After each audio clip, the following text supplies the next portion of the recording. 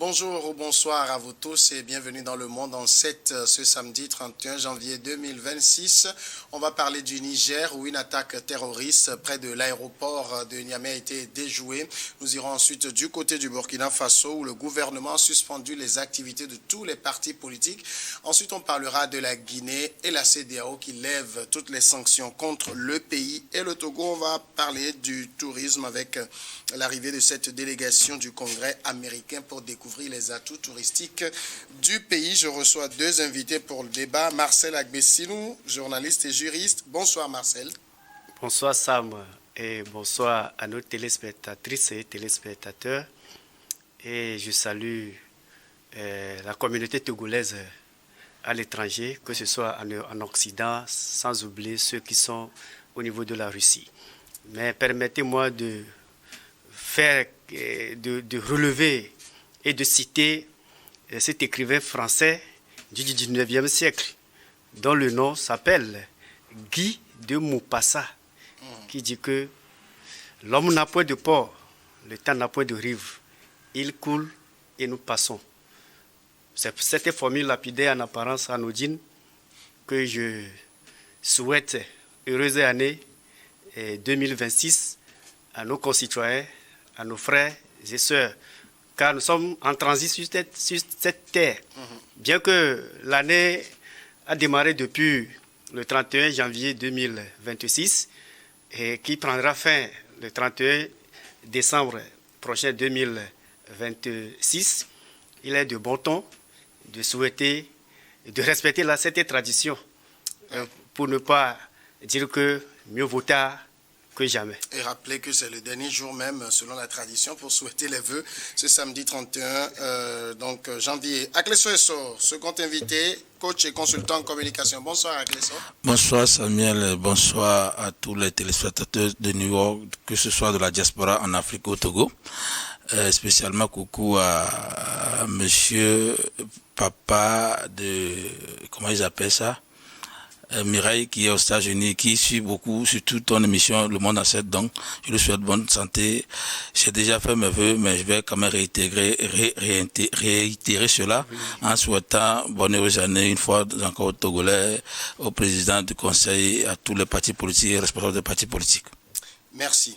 On commence avec le Niger et cette attaque près de l'aéroport de Niamey, attaque qui, selon donc les dernières informations, a été revendiquée par le groupe État islamique, une attaque donc qui visait les installations de l'aéroport. On a dans cet aéroport une partie où est stocké de l'uranium, mais elle abrite également une base pour les troupes unifiées de l'AES.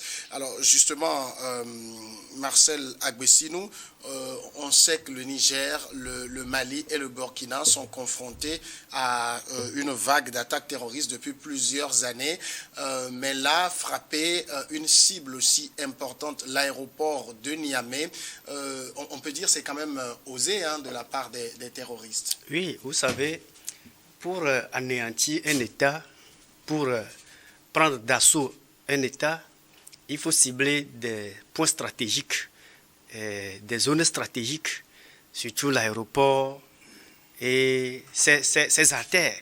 Si vous avez la même mise sur l'aéroport d'un pays, c'est que vous avez le pouvoir de commandement militaire. Vous pouvez aller également mettre la main sur les logistiques militaires pour contrôler et anéantir un régime.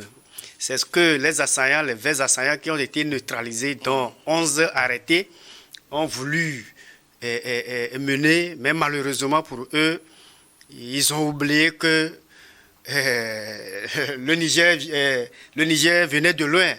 Le Niger venait de loin avec son général, le général Tiani, qui depuis son arrivée au pouvoir, bon gré mal gré, avec le coup d'État réussi, qui a déposé son prédécesseur. Depuis ce temps jusqu'à maintenant, le Niger multiplie des couloirs diplomatiques, que ce soit envers les Occidentaux, surtout, si je dis les Occidentaux, pas pas avec la France d'alors, mais je peux encore dire que c'est un peu, je peux dire que c'est avec la Russie. La Russie, le Niger multiplie les va-et-vient des discussions de couloir avec l'armée russe, avec les autorités russes, ce qui fait que... D'ailleurs, le président nigérian, en félicitant l'armée, il a également félicité les autorités russes qui ont, dit-il, qui ont défendu avec professionnalisme leur secteur de sécurité. Effectivement, parce que c'est un partenariat gagnant-gagnant qui a tellement réussi aujourd'hui.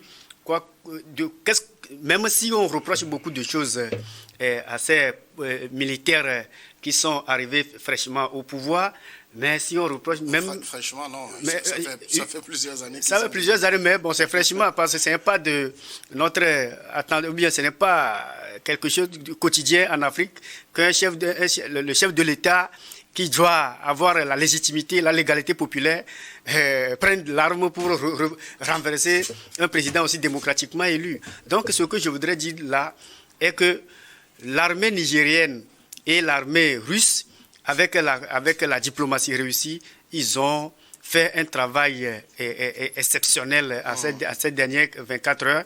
Et ils ont neutralisé, repoussé les assaillants et ils ont tué, selon le communiqué du gouvernement nigérien, ils ont tué au moins 20 assaillants et arrêté 11. Et ce qui relève aussi de l'inquiétude, ou bien ce que moi je dis de loin, je vois de loin, autant pour moi, est que le général Tiani, après avoir neutralisé et anéanti ces groupes terroristes, il a pointé du doigt accusateur trois États. On va revenir à cela tout à l'heure. J'aimerais aussi écouter à Clé-Soyeso sur la question. Selon vous, quelles seraient les raisons pourquoi les assaillants veulent frapper Niamey, surtout l'aéroport? En fait, comme l'a déjà dit mon co-débatteur, souvent quand vous voulez attaquer un pays, vous voulez mettre un pays à terre, il y a 4 ou 5 points stratégiques qu'il faut attaquer. Il y a l'aéroport, il y a la radio, la télé, le commandement militaire et la présidence. Habituellement, c'est de façon coordonnée qu'on s'attaque à ces 5 points stratégiques comme ça. Là, on a enrichi le renversement. Mais ici, ce n'est que l'aéroport. Ça voudrait dire que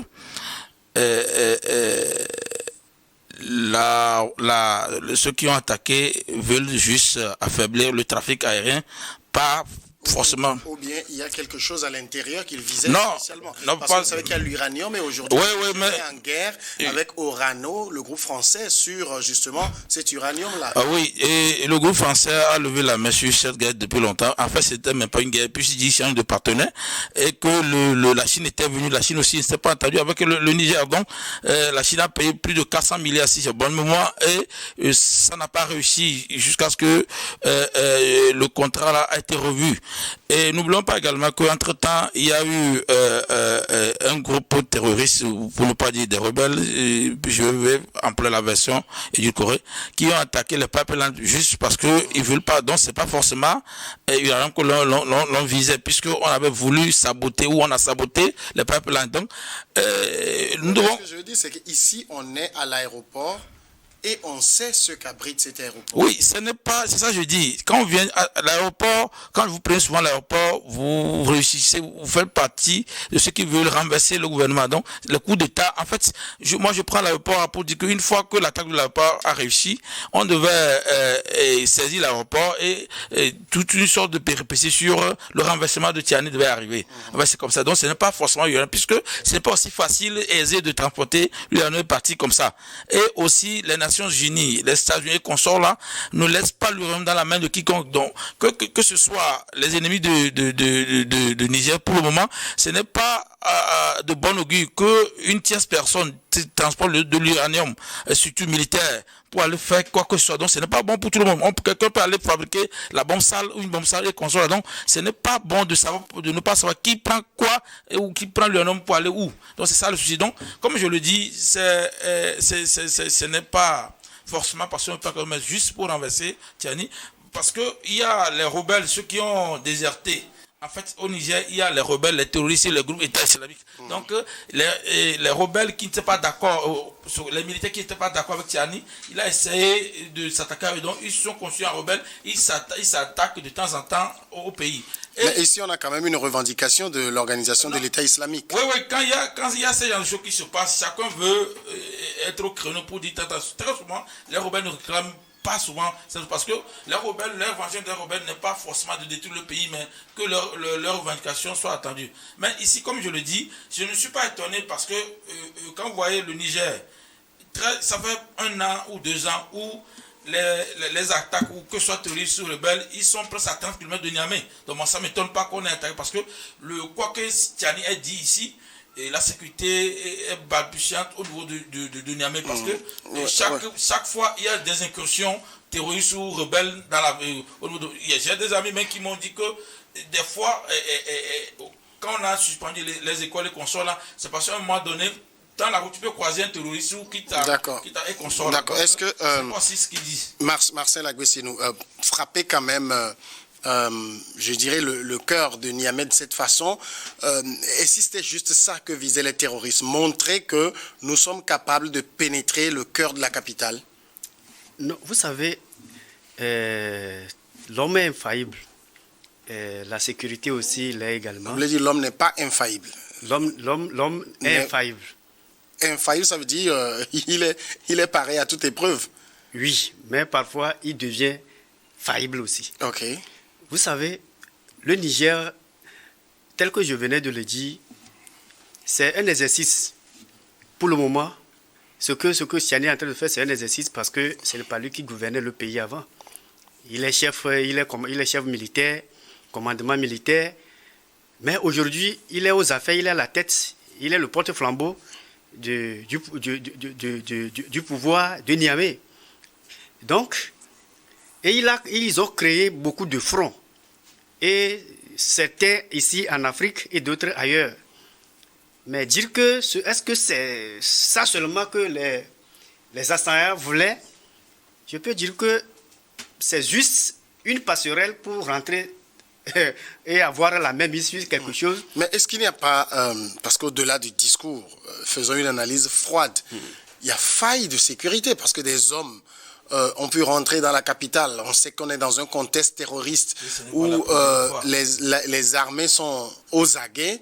Les hommes ont quand même pu pénétrer la capitale, aller jusqu'à l'aéroport, mener une attaque de quelques heures. Bien sûr, ils ont été neutralisés. Félicitations aux armées, mais il y a un problème.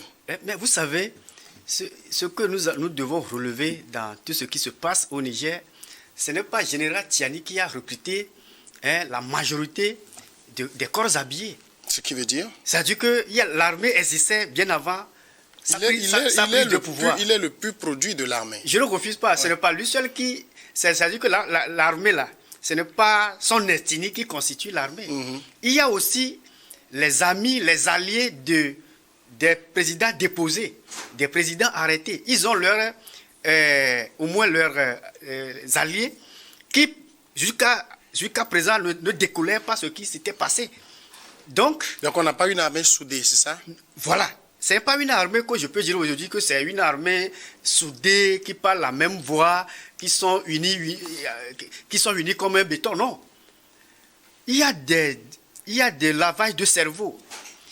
Il y a beaucoup de lavage de cerveau parce qu'ils revenaient de loin et les amis de l'autre qui a été déposé, Bazoum. Et pourquoi pas l'ancien président qui a passé la main à Bazoum, je peux dire que le tuteur de Bazoum, lui aussi, il est toujours en vie. Tout cela, ça contribue, ça permet à raviver la vedette. Donc, à l'heure où nous parlons, c'est une opération qui est en cours pour pénétrer profondément l'aéroport, parce que l'aéroport, il y a une partie de munitions qui a été incendiée. Par quel moyen les assaillants ont su qu'il y a la munition, il y a dépôt d'armes dans la zone, et ils étaient partis jusqu'à incendier le dépôt, le dépôt d'armes là. Ça ravive, ça fait réfléchir des analystes avisés que c'est un plan que à première année, deuxième année, année 1, année 2, les assaillants là, ils vont revenir toujours face à l'armée nigérienne. Donc, ils vont toujours continuer par monter la garde. Alors, Aklesoso, le président du Niger, le général Abdourahmane Tiani, a immédiatement accusé des chefs d'État. Écoutez les propos tenus par le président. Il dit, nous rappelons aux sponsors de ces mercenaires, notamment Emmanuel Macron, Patrice Talon, Alassane Ouattara. Nous les avons suffisamment écoutés à Boaé, qu'ils s'apprêtent eux aussi à leur tour à nous écouter. Est-ce qu'un chef d'État devrait dire ça? Non, moi je dis tout ce qui se passe au niveau de l'Est, moi ça ne m'étonne pas, parce que diplomatiquement, juridiquement, il n'y a rien qui est cadré là-bas. Donc je le dis, tu as essayé de parler de ça, sauf qu'on n'a pas voulu dire les choses comme elles sont. Il y a une énorme faille de sécurité au niveau de Niamey, qu'on soit là, parce que ça fait 3e ou 4e attaque des incursions. Et quand tu prends la tête de l'armée, que tu dis, tu sécurises, il y a des drones que la Russie fournit, qu'on soit là. Et si on ne peut pas savoir qui et quand on rentre sur la base militaire, c'est anormal. Vous voyez, en Afrique, la plupart des aéroports, il y a une petite base militaire là-dessus. Donc, n'importe quelle personne avisée sait que et à côté de l'aéroport, comme il y a une base militaire, les munitions seront forcément sur là. Donc, et il y a des gadgets qui permettent de détecter où et quand il y a telle munition ou telle. Donc, moi, ça m'étonne parce que je l'ai déjà dit, je suis en communication à chaque fois avec des gens. C'est que il y a une énorme faille de sécurité au niveau en tout cas, c'est de ces 3 pays, surtout au Niamey, au Mali. À Niamey plutôt au Mali. Mais moi, ce que je dis ici, au lieu d'accuser les autres, il y a quelque chose que nous enseignons en coaching, c'est la proactivité. C'est-à-dire que quand quelque chose ne va pas, tu t'accuses toi-même pour renforcer la résilience et résoudre le problème. Maintenant, quand tu dois les autres, c'est comme si c'est une fuite en avant. Je ne peux pas être chef d'État, un chef d'État, et puis on est venu jusqu'à attaquer mon aéroport.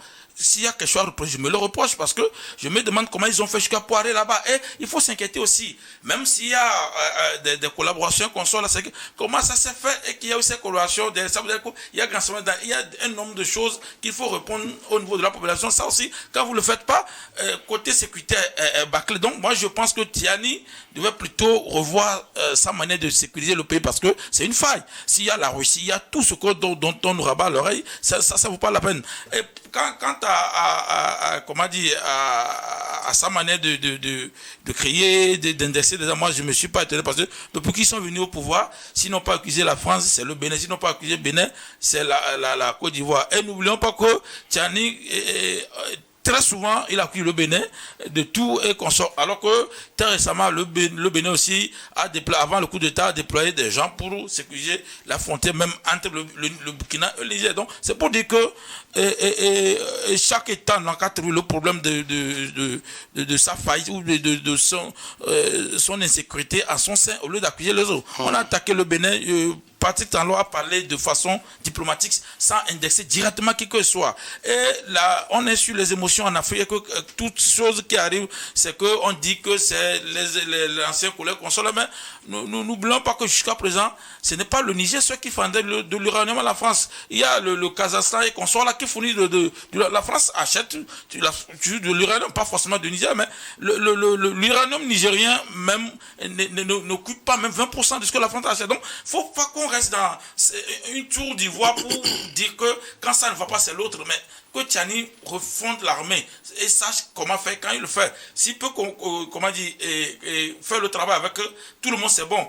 Mais s'il ne peut pas faire, qu'ils se disent, on est dans l'AS. Non, sécurisons, respirons nos frontières. Parce qu'il y a la zone des 3 frontières qu'on attaque à tout moment, alors qu'ils ont des drones. Mais pourquoi chaque fois la zone des 3 frontières est attaquée? Donc, moi, je pense que tous ceux qui ont fait le coup d'État ou le putsch, très souvent, quand ils sont devant le front accompli où leur limite se dévoile, c'est qu'ils accusent les autres. On peut même aller tout loin pour dire que il se peut qu'il y ait encore une opération comme des fois, mais les gens vont jusqu'à donner des armes aux gens pour s'attaquer et les appréhender après. Donc, je ne vais pas prendre ce volet, mais je suis sûr que Tiani, il y a une faille dans sa sécurité. C'est pourquoi on a attaqué l'aéroport. Parce que ça, c'est pas producteur. Marcel Agbessinou, ces accusations directes du président nigérian, qu'est-ce que cela vous inspire? Dire directement que Emmanuel Macron, Patrice Talon, Alassane Ouattara sont les sponsors des mercenaires, les mots sont quand même très forts.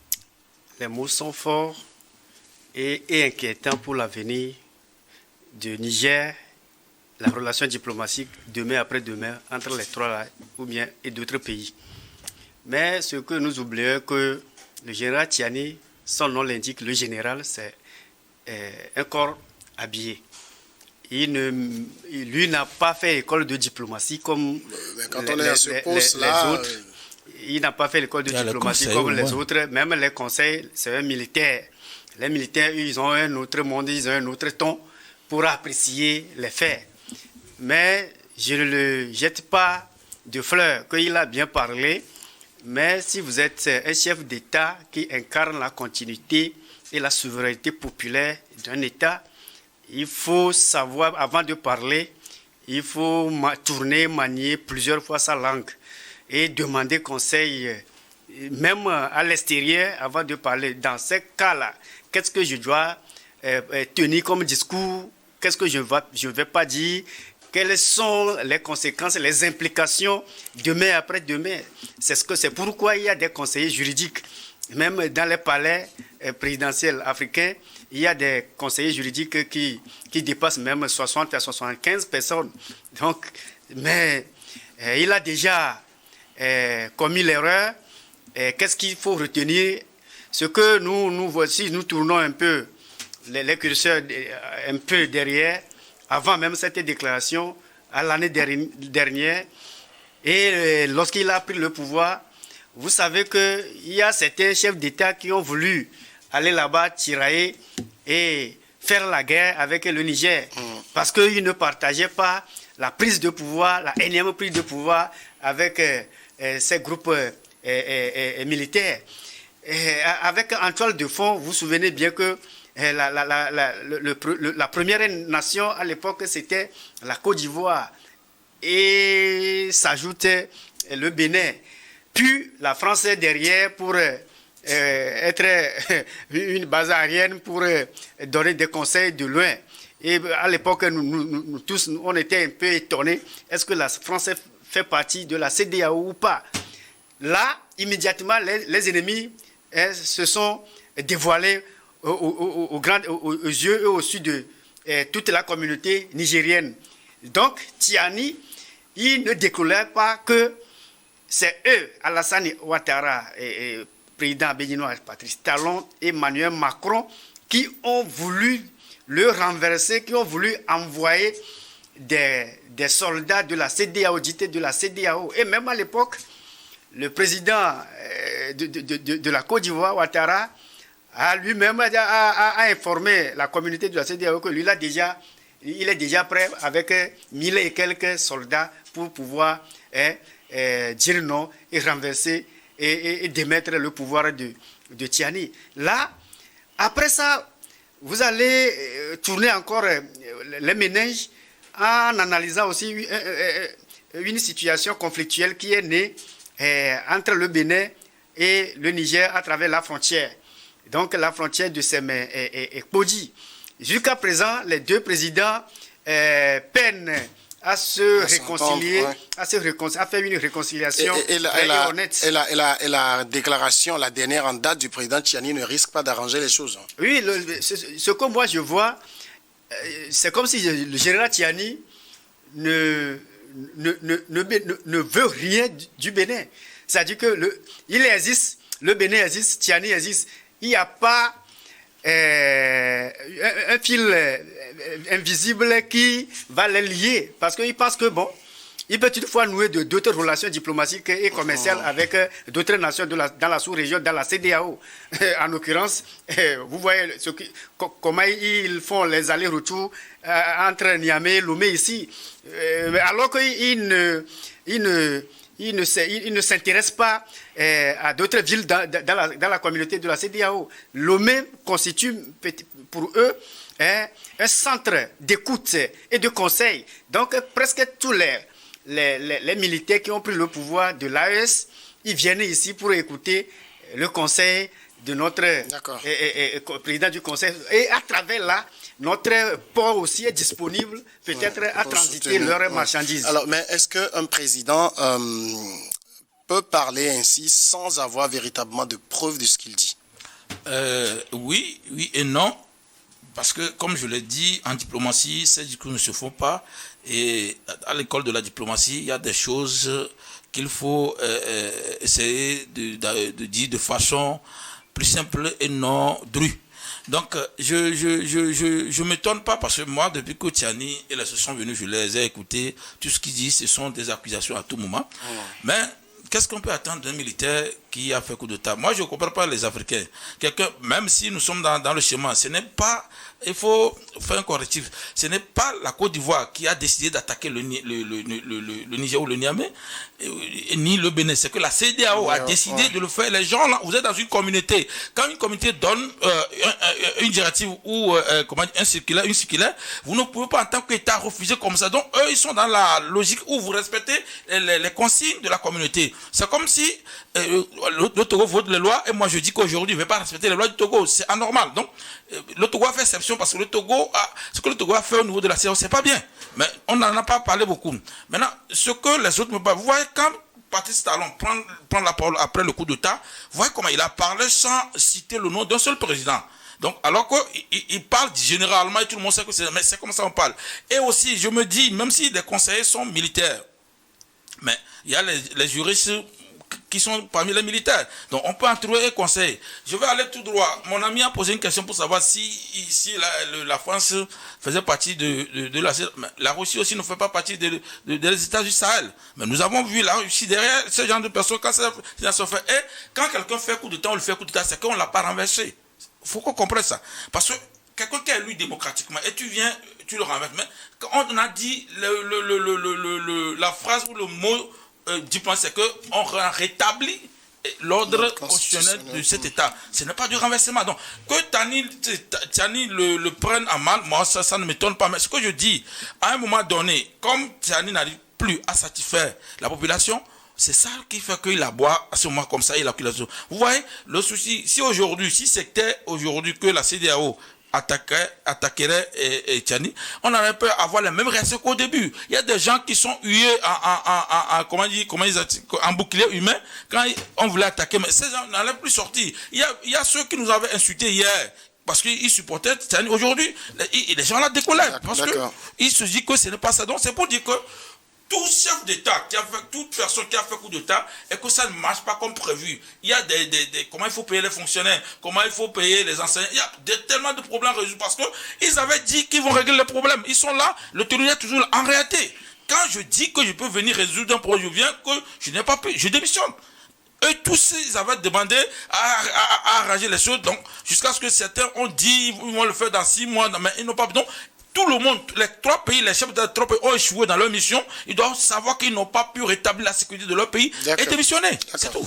On va passer maintenant au second sujet, si vous permettez. Cela nous amène tout de suite du côté du Burkina Faso, où nous évoquons la dissolution de l'ensemble des partis politiques et formations politiques. C'était au cours de la réunion du Conseil des ministres qui s'est tenue le jeudi 29 janvier à Ouagadougou sous la présidence du capitaine Ibrahim Traoré. Le gouvernement a adopté le décret portant dissolution des partis politiques et formations, des partis et formations politiques. Et cette décision, dit-on, s'inscrit selon les autorités dans le processus de refondation de l'État et des réformes de la gouvernance politique. Alors, donc, le Burkina rejoint les 2 autres pays de l'AES sur ce point-là. Est-ce que c'est les partis politiques qui empêchent aujourd'hui ces pays ou bien ces dirigeants de mettre en branle leur idéologie de développement? En quoi les partis politiques sont un frein? Lorsque j'ai lu le communiqué final sanctionnant leur conseil des ministres, évoquant avec difficulté qu'ils ont motivé leur décision en s'attaquant aux partis politiques, qu'ils sont derrière il contribue à la division des citoyens, à la fragilisation du tissu social. Plus loin, comme si c'est eux qui sont derrière, c'est eux qui constituent l'épine pour tout ce qui se passe au Burkina.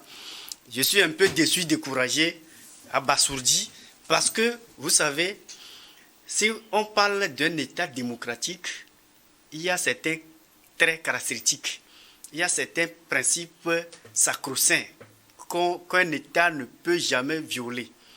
C'est-à-dire que le pluralisme des partis politiques, c'est l'un des principes sacro-saints qui définissent aussi que d'autres, la liberté d'expression, le droit de vote et la liberté syndicale et autres. Il y a beaucoup de choses qui entrent dans ce jeu. Il y a toute une panoplie de définitions. Si on voit un État démocratique, pas un État autoritaire, mais les principes démocratiques en Afrique, les Africains, que ce soit les pères des indépendants, ils ont eu, à travers des hautes luttes, ce que nous méritons aujourd'hui. Si aujourd'hui vous êtes chef militaire, bon an mal an, vous êtes président de la République, et tout le monde vous salue, malgré les contextes qui entourent votre arrivée au pouvoir, et vous faites un effort pour normaliser la normale, mais je ne sais pas pourquoi il faut dissoudre un parti politique avant de gouverner. C'est comme si vous voulez vous imposer à la communauté nationale et internationale que taisez-vous, je gouverne. C'est comme si vous voulez rendre le Burkina sous forme de cimetière. Si nous mettons au cœur de notre émission là, je peux vous dire, la Grande-Bretagne qui est le prototype du régime parlementaire, c'est les partis politiques. Et on a fait le chef de parti politique de l'opposition un personnage très important que vous n'allez même pas voir à d'autres cieux. Et là, c'est lui, il est honoré. On les écoute sur la vie du pays et sur la vie extérieure, sur les questions politiques étrangères. Mais je rappelle que l'Angleterre et le Burkina n'ont pas les mêmes problèmes de sécurité. Mais j'en viens. C'est-à-dire que nous voulons copier certains, au moins les acquis là, démocratiques, nous voulons copier d'autres personnes. Les partis politiques en France, aujourd'hui vous allez écouter la gauche et la droite. Est-ce que la gauche au pouvoir va dissoudre les partis politiques de la droite? Non. Les républicains au pouvoir aujourd'hui aux États-Unis, les démocrates sont dans l'opposition. On ne peut jamais imaginer à dissoudre les démocrates pour pouvoir gouverner bien les États-Unis. Leur voix compte, les voix critiques. Raison pour laquelle, si nous voulons faire le parallélisme ou bien le lien, le président du Conseil du Togo avait donné cette opportunité aux partis politiques lorsqu'il a fait le dernier discours récent, que voilà le rôle de l'opposition dans un pays, les partis politiques dans un pays. Cela ne suffit pas. Il a dissous les partis politiques et il a abrogé aussi les lois législatives et les acquis des partis ou bien le CSG ou bien les biens sont immédiatement transférés dans le domaine de l'État. C'est comme si nous retournons dans des siècles avant même l'avènement de la démocratie en Afrique. Ibrahima Traoré doit revoir sa copie. Je sais que on dit souvent que tous les oiseaux de même plumage volent ensemble. Je sais que ce qu'il est en train de faire n'émane indépendamment de lui seul. D'accord. Parce que c'est l'AES, c'est la politique de l'AES qui lui aussi est en train de dresser chez lui. Est-ce que les arguments donnés par les autorités burkinabè qui parlent de ce que les partis politiques ont contribué à la division des citoyens, à la fragilisation du tissu social, est-ce que ce sont des arguments convaincants et surtout de poigne pour conduire à la dissolution? Même mes enfants qui ont 3 ans, cet argument ne peut pas les convaincre. Vous voyez, monsieur Samuel, je le dis déjà, c'est-à-dire qu'on doit savoir là où nous allons. Ce n'est pas parce que j'ai fait le droit ou parce que mon co-débatteur fait le droit qu'on est contre cela. Nous, on sait déjà que ça ne va pas, c'est pas bien. la démocratie, personne n'a dit que c'est 100% bien. Mais la démocratie, c'est la dictature de la majorité en respectant certains principes, c'est cela. Maintenant, l'année passée, il avait suspendu les activités des partis politiques. C'est ce qu'il avait fait. Bon, moi, ça ne m'étonne pas qu'il ait dissous les activités et les partis politiques maintenant, parce que le Niger en a fait, le Burkina, le Mali en a fait, il copie. Même si on est dans une sorte d'association ami-ami, c'est pas tout ce que l'autre fait qu'il faut copier. Oui, moi je ne sais pas là où on va aller. Les principes de la démocratie dit, il y a Tchani qui avait posé, ou bien qu'il ne connaît aucun pays qui a évolué grâce à la démocratie. Moi je le dis, on n'a qu'à voir les États-Unis. Aujourd'hui, aux États-Unis, même Donald Trump a des limites. Il y a un moment donné, le Congrès peut dessoucier de Donald Trump parce qu'on ne donne pas le pouvoir à tout le monde. Tu as dit tout de suite qu'au niveau de l'Angleterre, c'est pas Burkina. Mais le moment où on je dis qu'ils n'ont pas les mêmes réalités politiques, au moment où on sociales, écrivait la constitution britannique, c'est le même problème qui se créait. C'est l'insécurité qu'on sort là. Les États-Unis, leur meilleure constitution a été écrite au moment où ils sont en guerre. Donc, les gens là ont pensé, ont réfléchi au moment où ils sont contraints face à plusieurs problèmes. Mais ils ont écrit une constitution qui s'applique à tout le monde. Comment quelqu'un qui est venu, il a demandé une assise nationale, où il a convoqué les partis politiques qui sont quand même venus participer aux assises nationales, mais après cela, il leur dit que vous ne ferez pas d'activité. Quand un pays ne fait pas, quand les partis politiques font des activités dans un pays, je ne sais pas comment c'est, même en Chine, les partis politiques font des activités. Non, même dans les pays, c'est le communisme, hein, c'est pas... Oui, il y a le communisme, mais on a laissé une marge, il y a des opposants en Chine, ce n'est pas forcément le PC chinois qui fonctionne. On laisse une marge pour dire au moyen semblant d'opposants seulement que le parti communiste domine, c'est tout. Même en Russie, on a eu des opposants, il y a des opposants. Donc, comment se fait que celui que vous copiez a des opposants chez vous, ne voulez pas avoir chez vous?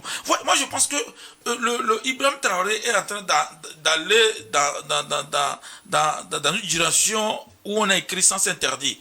Même Thomas Sankara, qui lui prétend ressembler, n'a pas fait cela. Parce que des fois, quand le blanc, ce n'est pas le blanc, parce que le blanc dit que la séparation de pouvoir qu'on copie.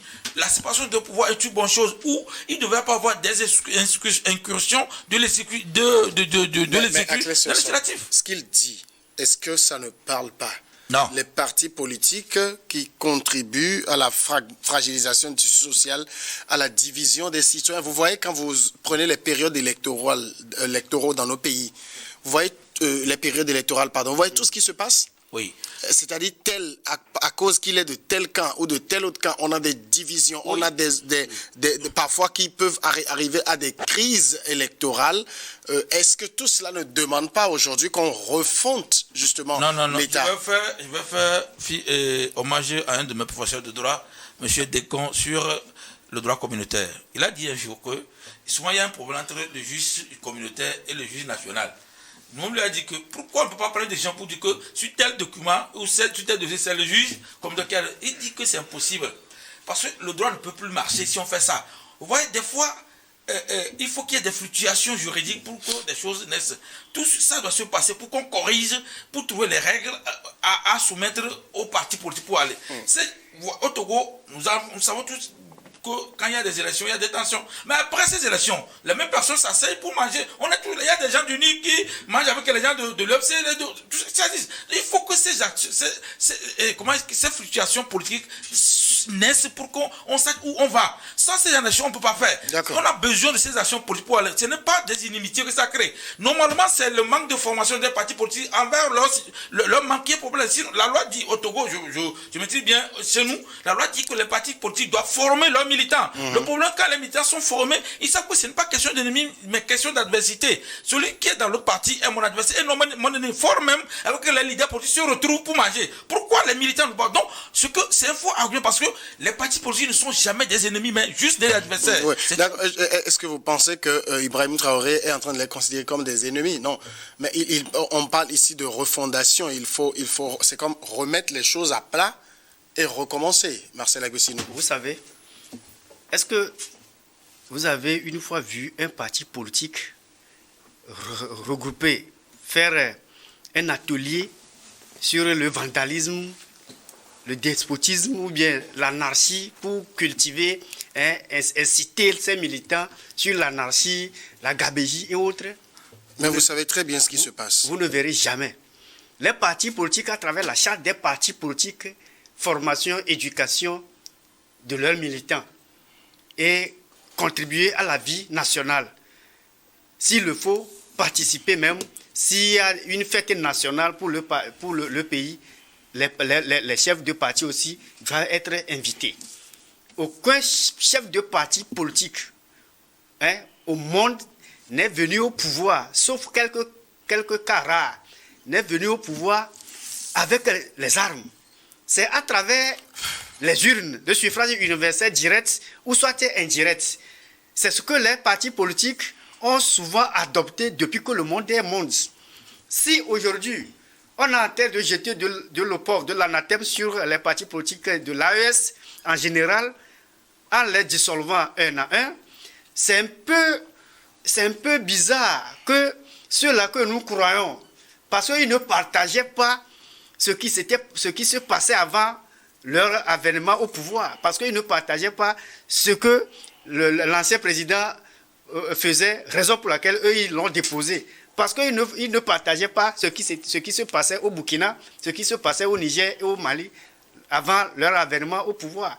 Mais si aujourd'hui, il veut gouverner sous forme de la gouvernance par terreur et prendre gouverner toute une nation comme son épicerie. Est-ce qu'il y a de la terreur ici? Non, vous savez, au moment où on a dissous, au moment où un parti politique est dissous... On prend les leaders de parti, on les envoie au front. Il y en a comme qui n'aiment la nuit. Ce sont les gens qui veulent critiquer l'action du gouvernement en matière de sécurité. C'est pour qu'ils aillent voir. Puisque vous voulez critiquer, il faut avoir les bonnes informations pour critiquer. Je vais vous donner un exemple. Au Mali, qui a autorisé, qui a permis que Goïta est venu au pouvoir? Ce n'est pas l'imam Diko. Est-ce que si l'imam Diko n'a pas balisé la voie, est-ce que lui, il peut venir aujourd'hui au pouvoir, prendre le pouvoir? Est-ce que l'ancien Premier ministre, qui est toujours dans les mailles de la justice, est-ce qu'il n'était pas dans l'opposition? Est-ce que ce ne sont pas eux qui ont contribué à faire venir ces mutins ou bien ces poutistes au pouvoir? Mais vous voyez, après, c'est pour retourner contre ces gens-là. D'accord. Tout se fait comme si nous sommes dans un régime massiste. Il me reste plus beaucoup de temps, mais je voudrais juste une comparaison entre ce que Ibrahim Traoré, en tout cas le gouvernement burkinabé vient de faire, et je vois que vos positions, c'est que vous n'êtes pas d'accord, et ce que Patrice Talon fait. Est-ce que le résultat finalement n'est pas le même? On veut assainir le paysage politique, refondre les choses, assainir. Non, vous voyez, d'accord, je ne suis pas d'accord de tout ce que Patrice Talon fait politiquement. Je ne suis pas d'accord. Mais Patrice Talon n'a pas, Manu Militari, suspendu les partis politiques. Je dis, la méthode n'est peut-être pas la même, mais la finalité n'est pas la même. Non, une fois que... Patrice Talon n'a pas empêché les partis politiques de manifester ou de dire quoi que ce soit. Il dit que quand vous n'êtes pas dans les règles de la loi... Des règles créées par soi-même. C'est ça aussi le problème. Non, oui, c'est comme on a une méthode... Le droit est défini comme l'ensemble des règles qui régissent une comité donné à un moment donné. C'est comme on a une méthode quelque part, un autre, lui, là, la méthode militaire, il tranche, c'est tout. C'est ça que je dis. Par exemple, le droit togolais n'est pas le droit béninois. Le droit béninois n'est pas le droit burkinabé. Donc, en réalité... Là, actuellement, où ils sont des politiques qui sont au pouvoir, ce qu'ils font aussi, c'est le droit. Sauf que, on dit, le gouvernement Manu Militari, c'est ça qu'ils sont en train de faire. Donc, ce que je dis, Talon a essayé de baliser la voie pour ses amis, mais il n'a pas empêché les autres partis de manifester. Parce qu'ils manifestent. Jusqu'à présent, ceux qui ne sont pas contents manifestent. On peut vous envoyer au bagne, mais vous avez le droit de manifester. Ici, d'abord, vous n'avez pas le droit. Il a suspendu les activités des partis parce que personne ne peut manifester. Non, ils sont dissous. Non, il avait 2024, il avait suspendu leurs activités. Et maintenant, il les suspend. Il est dissous. C'est ça. Donc, vous voyez, Pasteur n'a pas fait ça. Les partis politiques existent au Bénin.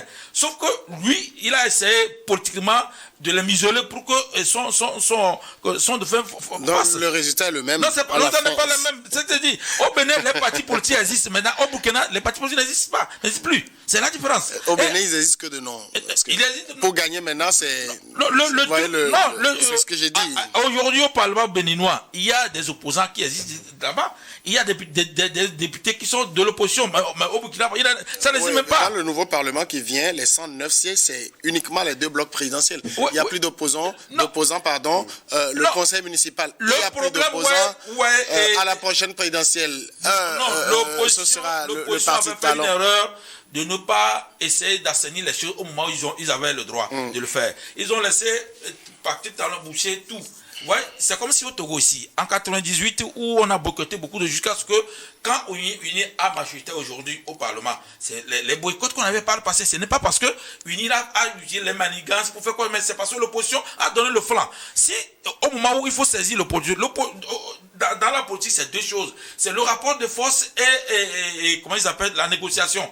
Quand vous êtes fort comme votre adversaire, vous ne négociez pas, mais quand vous n'êtes pas, vous négociez. Ici, comment on appelle notre ami là, Yahi Boni était là, Yahi Boni ici a essayé de museler le talon. Donc, c'est ça, moi je dis que ici, on a utilisé la démocratie pour punir des gens, alors que là-bas, on utilise la dictature pour punir des gens. C'est pourquoi je dis que ce n'est pas la même chose. Même que ce soit finalité ou pas, ce n'est pas la même chose. Dans un pays, vous allez y répondre très rapidement, dans un pays quand même confronté au terrorisme, on est d'accord qu'on ne peut plus faire de la politique normalement. Vous savez ce que notre frère président, jeune frère président, Ibrahim Traoré est en train de faire au Burkina, c'est très grave pour la cohésion nationale. C'est difficile qu'en période de guerre, il est interdit d'interdire. Ce que lui est en train de faire, tu as écouté les partis politiques, tu as eu leurs conclusions à travers l'assise nationale et après, tu les avais jetés par fenêtre. C'est-à-dire que tu ne s'intéresses plus à leur présence pour gouverner. Alors, présentement, ou bien actuellement, c'est le moment de faire l'unité nationale, de rassembler tout le monde, n'empêche le bord politique pour pouvoir repousser l'assaillant, l'ennemi qui est à la porte.